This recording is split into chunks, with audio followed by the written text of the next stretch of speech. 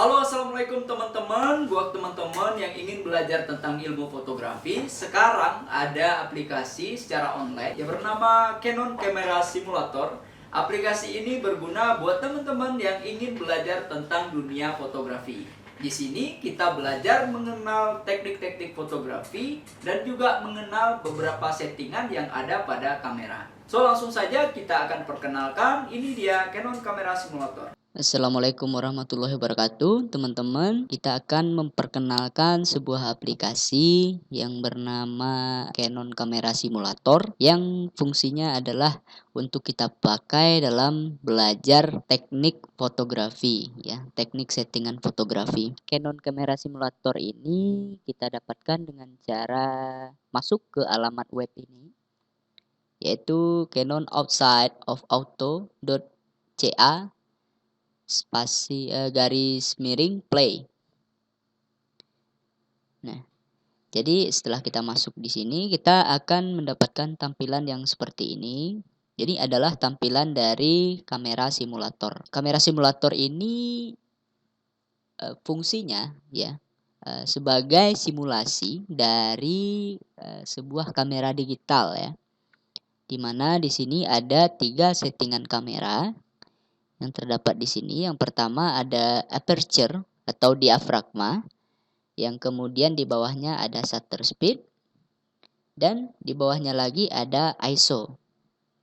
Nah, sama seperti kamera digital, dalam pengambilan karya fotografi kita harus men-setting 3 pengaturan ini sesuai dengan kebutuhan gambar kita. Ya. Kemudian tampilannya berikut. Di sini ada exposure meter untuk menunjukkan seberapa baik exposure yang dihasilkan oleh gambar kita nantinya sesuai dengan settingan yang sudah kita atur. Nah, misalnya kita akan atur aperture di sini. Nah, kita geser ke kanan, maka garis exposure meternya pun berubah. Kita geser ke kiri, garisnya pun berubah. Pada bagian shutter speed, ketika kita geser ke kanan, maka exposure meternya pun berubah. ISO juga begitu. Nah, kalau teman-teman sudah paham apa itu pengaturan shutter speed, pengaturan aperture, dan pengaturan ISO, nah teman-teman sudah bisa praktek di Canon Camera Simulator ini. Nah, ini tampilan awalnya. Ini adalah visual dari gambar simulasi ya, yang berfungsi sebagai seolah-olah objek yang ada di depan kita, atau seolah-olah ini adalah objek yang akan kita ambil gambarnya. Ini dia. Kemudian pada bagian tombol biru ini adalah tombol shutter. Ya, ketika kita pencet, dia akan dalam tanda kutip bahasanya menjepret atau mengcapture gambar yang ada di depan ini. Nah, tapi hasilnya akan muncul sesuai dengan settingan yang sudah kita lakukan. Settingan 3 ini. Ketika kita melakukan settingan ini, ya, ketika kita mengatur settingan ini, kemudian kita jepret, nah maka akan muncul hasil dari gambar yang sudah kita terapkan settingan tadi. Ya, kita tinggal klik ya. Kemudian di sini teman-teman ada keterangan bahwasanya gambar kita memiliki exposure yang baik. Kemudian dia bilang ada kedalaman gambar atau ruang tajam gambarnya itu merata. Ya. Kemudian ada pergerakan yang nggak kelihatan. Jadi di sini kan sebenarnya ada baling-baling yang berputar. Nah, dari 3 pengaturan tadi kita bisa mengatur baling-balingnya itu kelihatan berputar, atau perputaran baling-balingnya itu bisa kita bekukan. Nah, ini adalah data. Pada bagian ini adalah data dari settingan yang telah kita terapkan, yang telah kita atur tadi. Nah, ini kita close. Ini muncul secara otomatis ya setelah kita klik. Nah, itu pengenalannya dulu. Kemudian pada bagian sudut kiri ini example ya. Ada tombol drop example. Ketika kita klik, nah akan memunculkan beberapa gambar dengan keterangan berbagai teknik gitu ya. Jadi tekniknya yang pertama ini teknik standarnya good exposure adalah tingkat pencahayaan dari suatu gambar yang cukup merata ya. Artinya gambar itu tidak terlalu terang dan tidak terlalu gelap. Nah, itu tujuan kita. Ketika kita klik gambar ini, maka akan muncul sebuah keterangan tentang data setting dari gambar ini. Ya, shutter speed-nya berapa, aperture-nya berapa, ISO-nya berapa. Kemudian ketika kita tekan tombol kembali, di sini ada juga shallow depth of field. Artinya ruang tajam sebuah gambar itu sempit. Jadi enggak semua gambar itu areanya mendapatkan ketajaman yang cukup. Jadi misal kita klik di sini, misal wajah terlihat tajam, ya terlihat fokus, sementara latarnya terlihat blur. Nah ini yang dinamakan dengan depth sempit ya, kalau bahasanya, atau ruang tajam sempit gitu. Jadi ruang tajamnya itu nggak merata, hanya terpusat atau terfokus pada salah satu objek saja. Sama dengan foto bayi ini juga, ketika kita geser. Nah, ruang tajamnya hanya pada wajah si bayi, kepala bayi ya. Nah, pada gambar ini, ruang tajamnya hanya berada pada area objek pesawat ini. Nah, kebalikannya kita di sini kita lihat ada opsi wide depth of field. Ini adalah gambar yang ruang tajamnya merata. Jadi semua areanya itu terlihat fokus dan terlihat tajam. Oke, seperti gambar pemandangan ini. Nah, di sini ada shutter speed, kemudian ada bukaan, ISO setting, kemudian focal length dari lensanya. Focal length itu adalah panjang fokal lensa ya, dalam artian zoomnya sejauh berapa. Nah, ini ada datanya di sini. Nah, kemudian slow motion. Slow motion adalah sebuah gambar atau objek yang menampilkan pergerakan dari objek tersebut. Jadi ketika kita memotret objek yang bergerak, jadi gerakan objeknya itu kelihatan gitu. Ya. Sama seperti air ini kita lihat. Ya, air ini kelihatan seperti airnya itu seolah-olah mengalir ya. Ada blurnya di sana. Nah, ini juga kita lihat foto orang bermain bola, mereka sedang berlari. Nah, pergerakan dari kaki, bola, kemudian tangannya. Nah, itu terlihat seperti sebuah gerakan motion ya. Nah, di sini ada datanya. Shutter speed-nya 1/32, kemudian aperture-nya 25,8, ISO setting-nya 100. Oke. Kemudian pada bagian bawah kita lihat stop motion. Stop motion adalah kebalikan dari slow motion ya. Jadi stop motion adalah di mana kita membekukan pergerakan sebuah objek. Jadi objek yang bergerak tapi dia kelihatan diam. Nah, seperti seorang pemain ski ini. Ketika dia melompat tapi gerakannya terbekukan ketika dia berada di awang-awang. Nah, ini cara pengambilannya adalah dengan menaikkan shutter speed.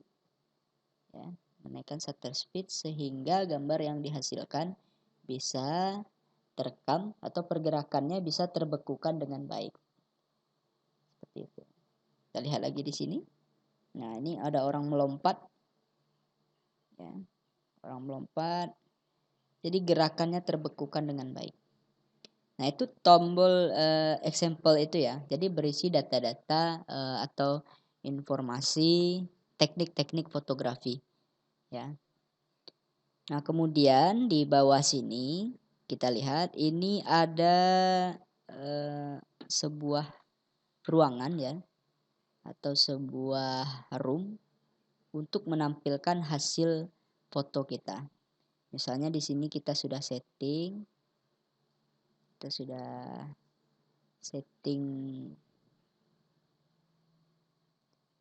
dengan settingan tertentu. Lalu kita jepret. Nah, otomatis muncul gambar ini. Kemudian kita close. Gambar yang tadi sudah muncul akan disimpan pada ruangan ini ya, pada area ini. Nah, bagaimana kalau settingan kita kurang baik? Misalnya kita men-settingnya tidak tepat. Nah, misalnya kita menghasilkan gambar yang terlalu terang. Maka di sini akan ketahuan, dia akan muncul sebuah keterangan bahwa gambar kita overexposure ya. Nah, gambar kita tuh belum baik gitu, overexposure. Kemudian bagaimana seandainya settingan kita salah, kita lakukan sekali lagi. Nah, kalau tadi gambar kita terlalu terang, nah kalau sekarang gambar kita terlalu gelap, maka akan muncul sebuah keterangan di sini. Very underexposure, artinya gambarnya terlalu gelap. Nah, kalau dalam fotografi teman-teman, kita harus men-setting 3 settingan ini. Ya. 3 settingan ini, kemudian melihat data dari exposure meter itu sebaiknya harus berada di tengah ya. Di tengah atau boleh sedikit ke kanan atau boleh sedikit ke kiri, nggak masalah. Nah, ini kalau di exposure meter akan muncul keterangannya good exposure ya. Tapi kalau kita terlalu ke kanan, dia akan memunculkan keterangan very overexposed. Nah, oke. Kemudian setelah kita belajar menerapkan berbagai macam teknik fotografi di kamera simulator ini teman-teman, teori-teorinya ada pada modul yang sudah kita siapkan di bagian bawah video ini ya, pada bagian deskripsi. Nah, kita lihat di atas ini ada 3 tombol. Yang pertama adalah tombol learn. Ketika kita klik dulu, kita klik tombol learn ini, dia berisi tentang pengajaran atau materi tentang 3 pengaturan fotografi ya. Yang pertama ada aperture. Dia menjelaskan di sini pengaruh aperture itu seperti apa terhadap sebuah gambar. Ya, di mana aperture itu adalah bukaan sebuah lensa. Ya, lubang yang terdapat pada sebuah lensa. Yang mana semakin kecil angka aperture, semakin besar lubangnya, dan semakin besar angka aperture, lubangnya semakin kecil. Kalau lubangnya semakin kecil, area tajam pada sebuah gambar itu semakin detail ya. Kalau bukaannya semakin besar, area tajam yang ada pada sebuah foto itu semakin sedikit ya, artinya fokusnya hanya pada objek-objek tertentu saja. Nah, kemudian di bawahnya ada keterangan shutter speed, yaitu kecepatan jepretan sebuah kamera. Di sini satuannya second ya, ada 1 second, 1/6 second, 1/20, 1/60, sampai yang maksimal 1/4000. Jadi pengaruhnya apa terhadap gambar? Semakin lama sebuah jepretan, maka pergerakan sebuah objek ya itu akan semakin terlihat. Tapi semakin cepat sebuah jepretan atau shutter speed, ya, maka pergerakan objek itu semakin dapat dibekukan.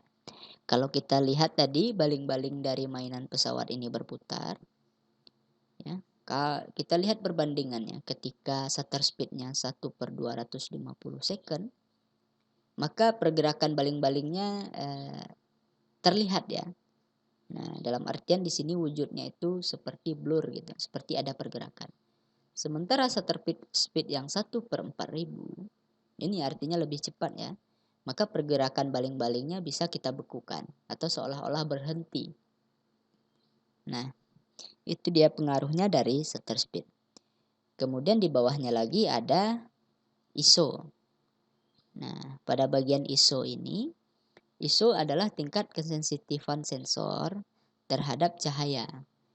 Jadi semakin tinggi sebuah ISO, maka gambar yang dihasilkan itu semakin terang.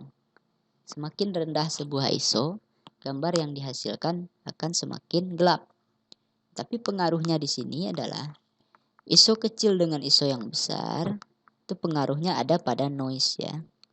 Kalau kita menggunakan ISO yang kecil, gambar kita terlihat lebih tajam, lebih jernih dan lebih halus. Sementara kalau kita menggunakan ISO yang besar, maka gambar kita akan terlihat noise ya. ISO itu adalah International Standard Organization, yaitu kalau kita lihat di sini adalah tingkat kesensitifan sebuah sensor. Nah, di sini juga ada keterangan tentang bagaimana exposure meter yang sudah kita jelaskan tadi. Nah, kemudian ini tombol play yang tadi yang berada di halaman utama. Nah, setelah kita belajar bagaimana memotret sesuai dengan teknik-teknik yang kita inginkan di Canon di kamera simulator ini, maka di sini pada bagian tombol yang ketiga, ketika kita klik, nah ini akan muncul sebuah pemberitahuan Canon Photo Challenge ya. Put your photography skill to the test. Jadi semacam sebuah tes atau sebuah ujian untuk melihat tingkat kemahiran kita ya. Nanti akan ada soal-soal atau permintaan dari Canon ini, dari kamera simulator ini, kita disuruh ngambil foto apa gitu. Jadi kalau foto yang kita ambil itu sesuai dengan keinginan si kamera simulator, maka hasilnya akan muncul tanda centang. Tapi kalau tidak sesuai, maka akan muncul tanda silang. Ya, artinya foto kita nggak sesuai dengan permintaan. Kita akan coba nanti. Kita coba, kita klik ready, start challenge now. Kita klik di sini. Nah, ini dia yang soal yang pertama, dia menyuruh kita mengambil exposure yang bagus. Nah, jadi apapun settingannya terserah, yang penting exposure-nya itu baik gitu. Gambarnya itu nggak terlalu terang, nggak terlalu gelap. Kalau kita sudah memahami apa permintaan soal ini, maka kita akan klik ready, go. Nah, di sini ada waktu yang berjalan teman-teman. Nah, kita harus bisa men-settingnya. Kita setting seperti apa exposure yang bagus. Nah, ini kita panduannya ada di sini ya. Kita geser-geser aja, good exposure. Ketika dia udah menunjukkan indikator good exposure, lalu kita klik jepret, maka akan muncul tanda centang. Artinya foto yang kita hasilkan itu sesuai dengan permintaan dari kamera simulator. Nah, kemudian muncul lagi nih soal yang kedua. Keep the shot sharp from the foreground to the background. Jadi kita disuruh mengambil gambar yang area tajamnya itu dari depan ke belakang itu rata gitu. Semua gambar kita itu terlihat rata ketajamannya. Jadi kalau kita sudah memahami soal ini, kita akan coba. Ready, go. Nah, jadi untuk menghasilkan sebuah gambar yang tajam, itu bukaannya adalah bukaan kecil ya teman-teman. Untuk menghasilkan sebuah gambar, bukaannya itu bukaan kecil. Kita geser dulu ke angka Misalnya bukaan kecilnya di angka 16 misalnya kita maunya. Kemudian ISO-nya 100. Tetapi kita lihat di exposure meter gambar kita masih terlalu gelap ya. Jadi agar dia lebih terang kita turunkan shutter speed-nya. Nah, sampai dia menunjukkan kalimat good exposure. Shutter speed-nya jadi 1/2 ya. Jika kita klik, muncul tanda centang. Artinya kita berhasil menciptakan gambar yang tajam dari depan hingga ke belakang ya, semua areanya itu rata. Nah, ini soal yang ketiga. Ada blur the foreground and background around the toy plane. Jadi bikin gambarnya itu ada blur-blurnya gitu. Yang tajamnya itu cuman area pesawat ini. Nah, kebalikan dari teknik yang tadi ya. Kalau tadi pakai diafragma atau aperture yang kecil, maka yang sekarang kita pakai aperture yang besar. Kita sudah paham? Kita mulai, ready, go. Nah, kita geser aperture-nya ke bukaan yang besar ya, agar dia bisa menimbulkan blur ya, agar ketajamannya itu menjadi sempit. Tapi di sini teman-teman kita lihat gambar kita ternyata menjadi over ya. Jadi cara yang kita lakukan agar gambar kita nggak over adalah kalau tadi aperture sudah kita setting, maka sekarang kita men-setting ISO misalnya. Kalau ISO kan udah nggak bisa diturunin lagi nih. Nah, maka sini kita menaikkan shutter speed agar dia bisa menjadi lebih gelap atau good exposure-nya bisa jadi lebih rata. Kita coba klik. Oke. Berhasil. Nah, sekarang ada satu lagi tantangan. Kita disuruh bikin blur gambarnya, tapi pergerakan baling-balingnya tetap kelihatan. Oke, kita akan coba. Ini capture the movement of the propeller, jadi bikin baling-balingnya kelihatan bergerak. Nah, ini kita setting di speednya aja ya.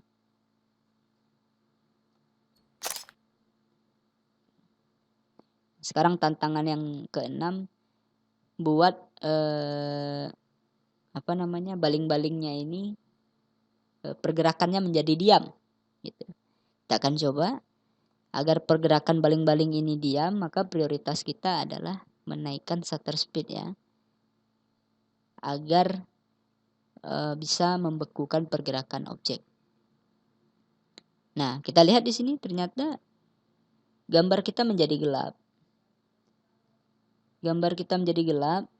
Kalau aperture kita turunkan udah nggak bisa lagi, udah mentok. Nah, disinilah perannya ISO ya. Kan ini shutter speednya kita misalnya mau pakai 1500 atau 2000. Nah, karena kita pakai speed yang tinggi, otomatis gambar kita kan menjadi gelap. Agar gambar kita terang, kita naikkan bukaan lensa, tapi bukaan lensa kita udah terbatas nih, udah 2,8. Nggak bisa kita buka lebih lebar lagi. Nah, bagaimana caranya agar gambar kita bisa menjadi lebih terang? Maka kita lakukan dengan menaikkan ISO ya. Nah, ketika ISO-nya udah naik ke good exposure, maka kita akan jepret. Oke. Nah, itu dia. Setelah kita berhasil melaksanakan ujian, maka di sini akan muncul hasil dari tantangan yang kita laksanakan. Nah, kita dapat skornya 6 ya. Dari 6 soal. Dan kita bisa menyelesaikannya dalam waktu 4 menit. Nah, tapi kalau dalam dunia fotografi kita nggak boleh berlama-lama teman-teman. Jadi karena yang kita kejar adalah momen ya. Jadi kalau dapat kita menantang diri kita sendiri untuk mampu men-setting secepat mungkin ya. Nah, kalau dapat setelah latihan ini kalau bisa kita lebih cepat ya. Lebih cepat timingnya bisa lebih cepat. Nah, ini hasilnya akan muncul tanda centang bahwa gambar yang kita ambil tadi sesuai dengan permintaannya, settingannya semua benar, sudah tepat. Itu dia yang hasil dari ujian Canon kamera simulator. Nah, kita kembali ke tombol play. Nah, di sini teman-teman kita bisa berlatih. Sebelum kita berlatih di Canon kamera simulator, kita harus membaca dulu fungsi dari 3 settingan yang ada di Canon kamera simulator nih ya. 3 settingan fotografi yaitu aperture atau bukaan atau diafragma ya. Kemudian shutter speed, lalu kemudian ISO. Kita harus paham dulu, kita harus baca panduannya. Kemudian dari panduan itu kita akan praktekkan di Canon kamera simulator ini. Misalnya fungsi aperture itu apa sih gitu kan. Aperture itu adalah bukaan sebuah lensa gitu kan. Yang kemudian ketika semakin kecil angkanya maka bukaannya semakin besar. Otomatis cahaya yang masuk ke dalam gambar itu akan semakin terang. Ya. Kemudian kalau dia bukaannya kecil, angkanya besar. Ini kebalik ya. Kalau di aperture ya, bukaannya kecil, angkanya besar, tapi gambar yang dihasilkan akan semakin gelap. Kita akan coba. Misalnya kita taruh di angka 22 aperture. Kita jepret. Nah, gambarnya gelap kan? Tapi di angka 2,8 kita coba jepret. Di angka 4 lah ya. Nah, gambarnya jadi terang. Nah, jadi perbedaannya itu di terang gelap dan di efek gambar yang dihasilkan. Kalau makin kecil bukaannya, maka gambar kita itu akan semakin tajam areanya. Kita jepret, kita lihat ya. Areanya tajam merata kan? Nah, areanya tajam merata. Walaupun dia gelap. Kalau dia ke kita kiri kan? Di angka 3,5 misalnya. Nah, dia lebih terang tapi yang tajam cuman foto si pesawat ini. Nah, kemudian apalagi kita harus baca shutter speed. Shutter speed itu pengaruhnya apa? Ya. Shutter speed itu semakin dia cepat, semakin dia bisa membekukan pergerakan objek. Tapi semakin cepat dia, gambarnya semakin gelap. Nah, ya. Kita geser dia ke kiri, makin lambat dia, gambarnya semakin terang. Tapi objeknya, pergerakannya akan lebih kelihatan. Ini terang banget ya. Oke. Lihat. Terang banget. ISO juga begitu. Nah, tapi dengan ISO, kalau tadi buka ISO, dia semakin kecil angkanya, dia semakin gelap. Kalau dia semakin ke kanan, dia semakin terang. Nah, over. Nah, kita harus memahami 3 ini. Jadi dari 3 pengaturan ini, mana yang kita inginkan? Mana yang kita prioritaskan? Kalau kita memprioritaskan objeknya terlihat ketajamannya merata, maka settingan yang kita prioritaskan adalah settingan aperture atau diafragma. Kalau kita memprioritaskan pergerakan objek, ya, maka yang kita prioritaskan adalah shutter speed. Nah, sementara ISO bagaimana? ISO ini mengikuti settingan dari kedua settingan utama ini. Jadi ini untuk mengatur exposure-nya agar lebih terang atau lebih gelap. Dia mengikuti aja nih. Tapi kalau dapat jangan menggunakan ISO yang terlalu tinggi karena gambar kita akan menjadi noise. Nah, itu saja teman-teman, selamat berlatih. pahami teorinya, kemudian harus lebih sering uji coba di Canon Camera Simulator ini. Dan sebenarnya Canon Camera Simulator ini tujuan utamanya adalah membantu kita untuk memahami ketiga settingan ini terlebih dahulu sebelum kita langsung praktek ke kamera digital gitu kan. Jadi memudahkan kita untuk memahami ketiga settingan ini. Demikian, selamat berlatih dan selamat belajar. Assalamualaikum warahmatullahi wabarakatuh.